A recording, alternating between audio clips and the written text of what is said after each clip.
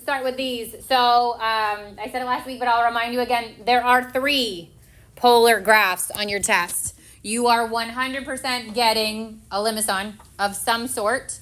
You are getting a rose of some sort. And then I gave you either a circle or a lemniscate. That for your third, okay? So for the limison, and they kind of have vague instructions because it's not going to say graph the following limison and then do this, this, this. It's going to say graph the polar equation and give any important information. It's always going to ask for symmetry, so that will be part of your, it's going to ask you to classify it, and it's going to ask for symmetry. That will be part of your point breakdown. This would be worth 12 points. So it's hefty, but you can get awarded points as you go. So for example, as soon as I know it's a limison, I'm going to add it to limison. Then I'm going to look for A, which is 2, and B, which is 3. I'm ignoring the sign. And then I go A over B to classify it, and it's 2 over 3. And that falls between 0, or that's less than 1. And if it's less than 1, it's an inner loop. Now that buys you some more points. So maybe you get 2 points. I don't know the exact breakdown, but maybe 2 points for saying it's an inner loop limison. Then you're going to have to classify it because it has sign in it. Show the symmetry. That is pi over 2. That might get you a point or 2 as well. Then if it is a limison, then we move in this direction. We find the max, add the A and the B, that's 5. Find the min, A minus B, that's -1. And then we set our equation equal to 5 and find that that happens at 3 pi over 2. So at 3 pi over 2, which is at the bottom, my R is 5, and I plot a point. Then I set it equal to the minimum, which is -1. I solve it, and pi over 2 is where that happens. So at pi over 2, I have a coordinate point that's at -1, and I plot that point. Now I added on the bottom point, but you do not have to, especially for time purposes. From here, you should be able to draw roughly an inner loop. The inner loop has the big curve where the max is. It goes out, it comes back in, crossing through 0. So it crosses through 0, hits that inner loop part, comes back out, and wraps back around. It does not have to be perfect, but I at least need to see those 3 things happen. Your max, your min, and it crosses through 0. That is, again, for the inner loop. We'll talk, when we get to all the other ones, we'll talk about what each one needs. Then if I wanted to, if I had extra time in the test and I wanted to double check my graph, I would go back and I can plug in anything on the right or left side and just duplicate it over. So I plugged in 7 pi over 6 because that gives me a nice half as my answer. And then I get 3.5, and then I would know that 3.57 pi over 6 is a point, and I could reflect it over here. And that confirms kind of how wide I need to go. But again, I'm not worried about how wide, as long as you have that overall limison shape with the inner loop. So you can see an inner loop, you could see a cardioid, you could see a dimpled, or you could see a convex, but you are getting one of those 4. All right, then 10.1, which is what you took notes on last week, included the distance, plotting a 3-dimensional point, finding the distance between 2 points, and finding the midpoint. Here's what I need you to listen to me very carefully, because you don't want to lose points on your test because you don't follow instructions. You need to show me where these points came from. So some of you just did this and wrote A, and unless it is exactly where my A goes, that's wrong. Unless you show me how you got there. If you say either little scoops or little dots or little dashes, if it's A, that means it came forward 2, it went to the left 5, and then it went up 6. So something like that. Little dots like I had before, all of that would have been fine. For B, you're going forward 1. You're not going left or right at all, but you're going up 2. If you did something like that, then that's good. Unless it's exactly where mine is, you better show me where it came from, okay? And everybody's spacing is a little bit different, so you've got to make sure you show that in some way. And then your distance was the square root of 42, and your midpoint was 3 halves, -5 halves, and 4. Most of you got that right. I would say if there was a mistake made, it was silly, so just be careful and make sure you know how to catch that kind of mistake. Then came the endpoints of the diameter. If you have the endpoints of the diameter, you have to first find the center, and the center comes from the midpoint. So the center for this one was -1, 2, -1.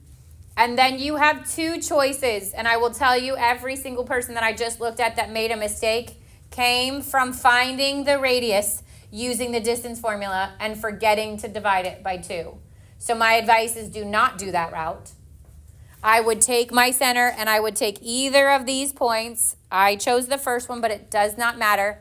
And I plugged it into the standard form of the sphere.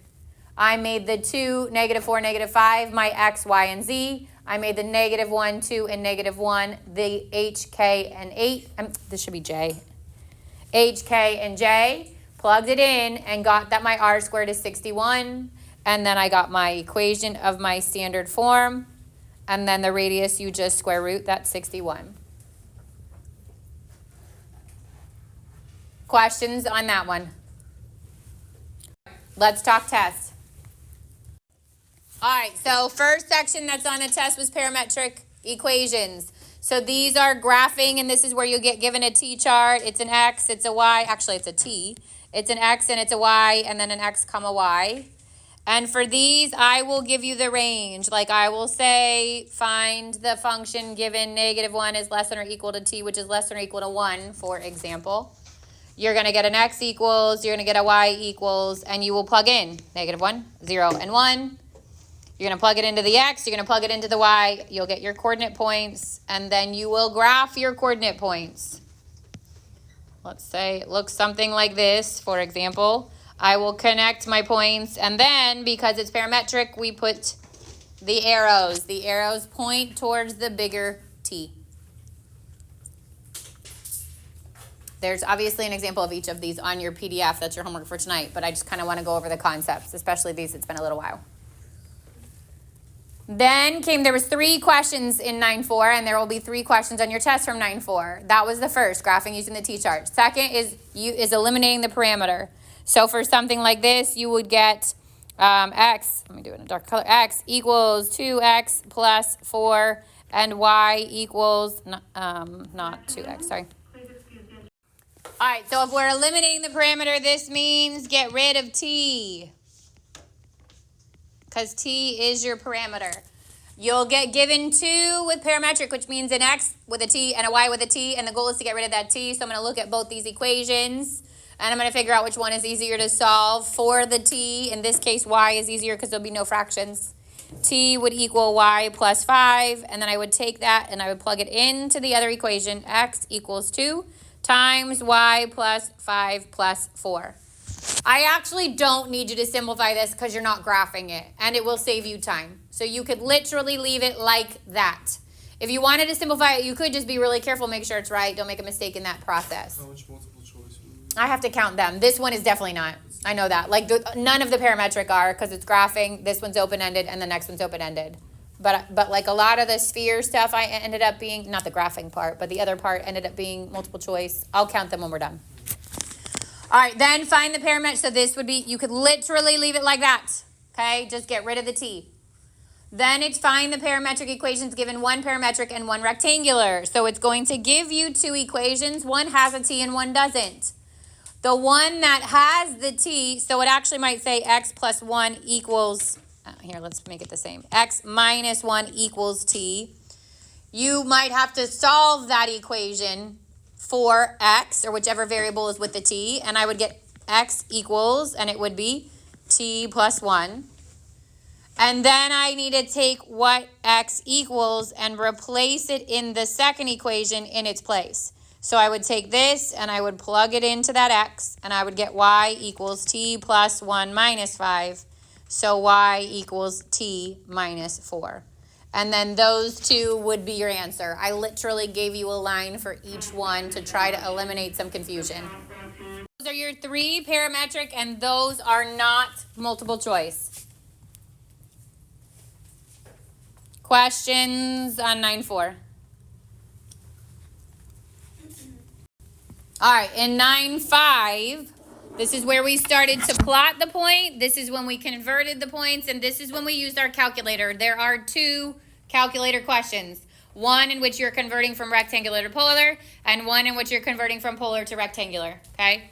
So when we're graphing them, so let's just say it says 5, 2 pi over 3.